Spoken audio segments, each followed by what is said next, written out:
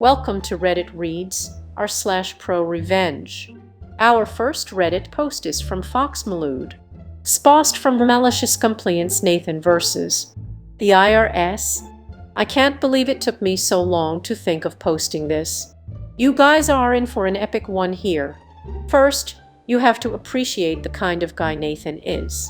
Brilliant engineer-crazy person.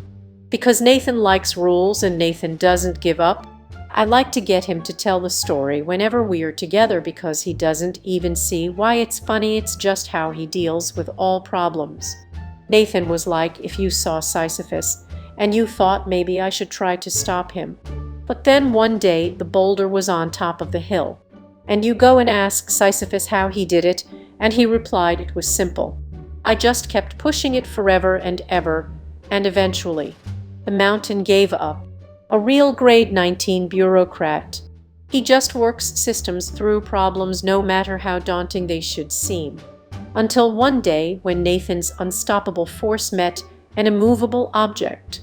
I came into work and saw checks and envelopes spread all over his desk. And Nathan filling them out with the kind of grin Steve Buscemi might have crossing names off a list with a tube of lipstick. I ask him about it, and he calmly starts explaining that he's having trouble with the IRS. I probe a little deeper since that in no way explains more than one check or envelope, and he starts telling me about how last year during tax season he was in China for work, so he started filling his taxes out early while at his parents' house. He owed a little but left before he could mail it in. But he remembered while in China and broke through the firewall in order to pay it online. But then his parents thinking he forget. So now his taxes would be paid twice. So they said don't worry about it, we'll cancel the check. Well, it turns out that IRS has a canceled check fee of something like $40, and they sent Nathan a bill and penalty for the $40. That was it. That was the whole story. A $40 fee. Nathan, why do you have 20 checks on your desk? So Nathan spent the next 4 weeks escalating the issue to the point that he got a case officer, a real live human agent, on the phone with a case number. Nathan started by asking for the agent to spell his name and politely to demonstrate that he was where he said he was by asking how the weather was and how the drive-in had been that day. He then asked for his agent's manager, got their name, and exchanged some pleasantries. He explained that his parents wrote the check, but that he was the one being charged the fee. The agent explained that this was the policy of the IRS, all canceled checks will result in a $40 fee. The agent and Nathan went in rigorously compliant circles for hours exploring the rules. Nathan then calmly confirmed that it is the policy of the IRS to allow just anyone to write a check on behalf of anyone else. Yes, sir, that is fine. You just need to indicate the name and zip code of the account. It is the policy of the IRS to charge a $40 cancellation fee to the person whose account is indicated on the check. Yes, sir, that is the policy in NYSS. This means that, and I swear to God he actually asked the agent this hypothetical. On the phone, Nathan could write a 10 check and indicate it's for you, Mr. Agent, at 1,234,567 Schenectady, NY, and cancel it, resulting in a $40 fee for you with absolutely no penalty or recourse. To me, the equally compliant and rule-minded agent replied, yes, sir, I guess you could. So that's what Nathan did, and that's what was doing with 20 checks on his desk. And what he meant by IRS trouble, he was following through, sending checks to the IRS addressed to pay the taxes of the agent and the agent's manager so Nathan could cancel them, causing the agent and his manager to owe the IRS a fee for each canceled check. He was exploiting the same flaw in the system in which he was caught to essentially extort the IRS agents. I laughed about this for weeks after.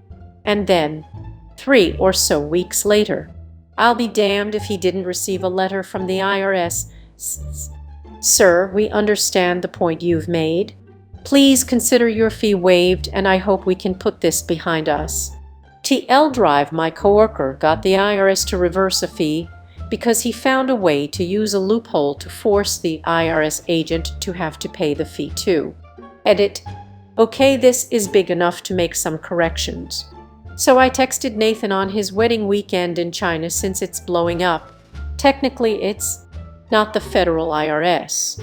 It's the NYSDEP of Taxation and Finance.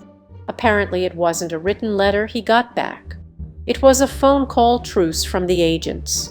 It was only a handful of checks he sent. The fee was for 50 with late fees. Lol. This comment is from Metfrap.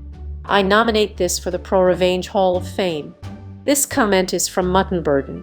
This is fucking brilliant. This comment is from 69 Women. Definitely ProRevenge from a total pro. Excellent story, thanks. Now, a word from today's sponsor. Surfshark is an all-around VPN solution that can do everything from torrenting as well as streaming to browsing the dark web. Surfshark is one of the very best all-round VPN, terrific for Netflix, torrenting, confidential browsing, as well as staying safe on public Wi-Fi. Check out Surfshark today, link is in the description. Now back to the video. Our next Reddit post is from Twillingite. Thief tried to steal my car, accidentally filled it up with gas, and brought it back to me instead. My first car was a 1984 Jeep K7, a pretty sweet ride for a dirt-poor teenager in the 90s. I was working midnights at a gas station and loaned it to my brother, who was taking a date to a party.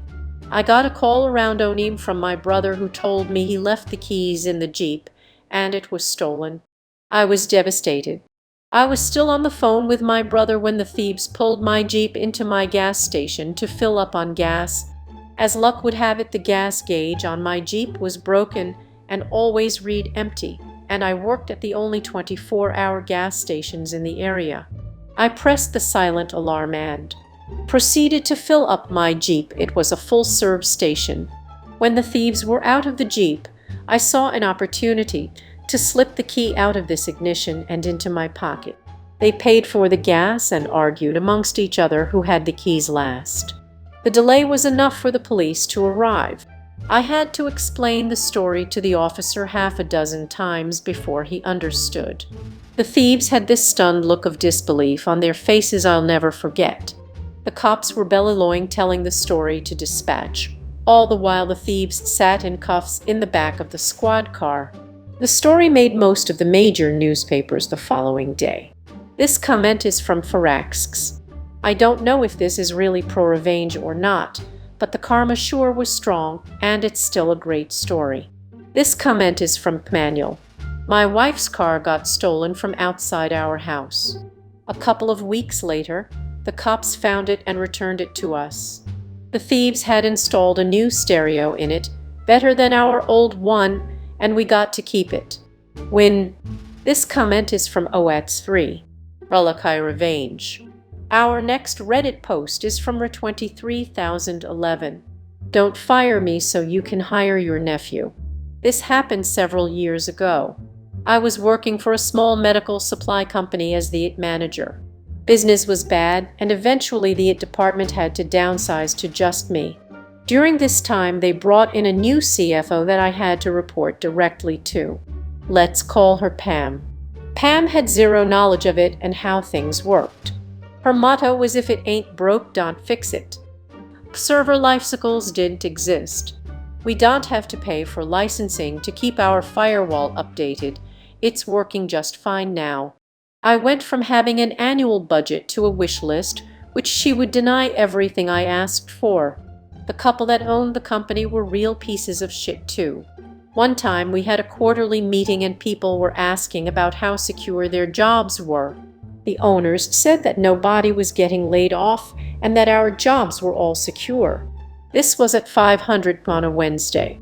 The very next morning at 900 they laid off 6 people.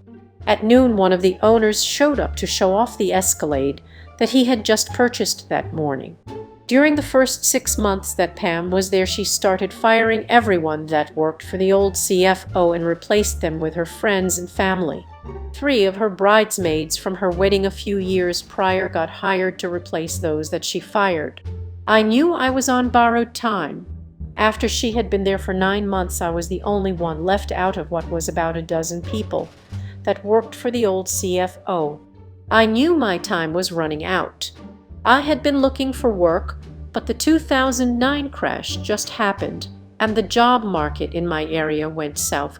Sure enough, she called me into HR and blindsided me with an entirely trumped-up charge that she claimed happened the day before. I was working with the VP of Sales on a project that entire day, so I had a witness. I asked to bring him in since my boss was lying and was told, "This is not about him, this is about you. Remember, kids, HR is there to protect the business, not do what is right or legal in some cases."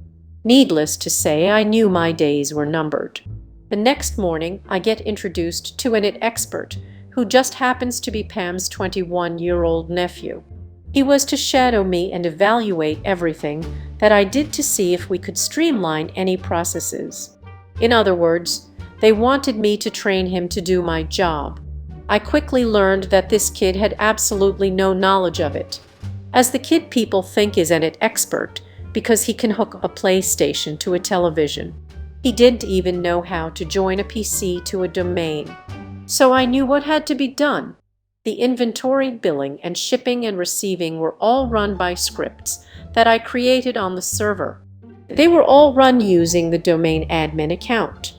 I raised quite a fuss about giving him the domain admin account in front of Pam and him. I then loudly proclaimed that I was going to change the password to it, since you can't have people who don't work for the company to have admin access to our network. I was overruled and was told to give it to him. I complied, but I also showed him multiple times how to change passwords on the domain. I even had him write it down to make sure that he could do it. I really stressed the importance of changing the admin password and deleting his local account the second he is no longer consulting with us to him. I showed him a few things, but nothing in regards to what really made the company run that day. There wasn't enough time in a year to bring this kid up to speed on how to run that place due to his complete ignorance of it. I come into work the next day, and sure enough, I was let go because her nephew had found my skills lacking in many areas. I collect my last paycheck and head home.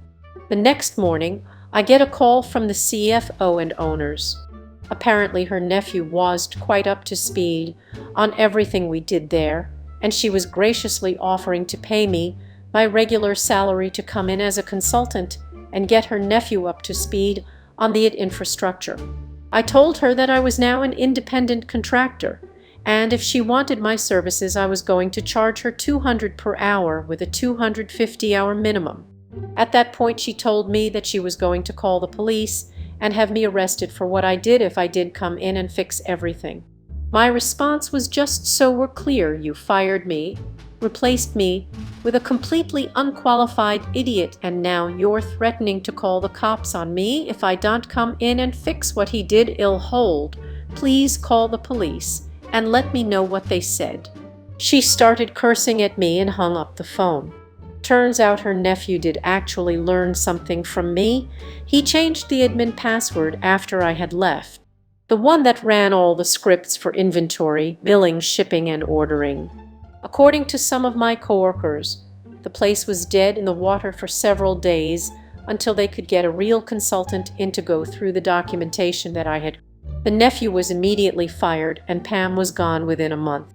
TLD, or don't try to replace me with your idiot nephew that isn't smart enough to not bring your entire business to a screeching halt. This comment is from IRS795. You gave the nephew enough rope to hang himself, but not you two. Good job. This comment is from Stuffakrabout. I could go for a sub now. This comment is from Badida21. He even showed him how and where to tie it. This dude knows what he's doing. That was Reddit Reads r/ProRevenge. If you like this content, please subscribe and click the bell icon so you are notified of new uploads. We upload new videos every day. Also subscribe to our Patreon, as that will help us a lot. See you next time.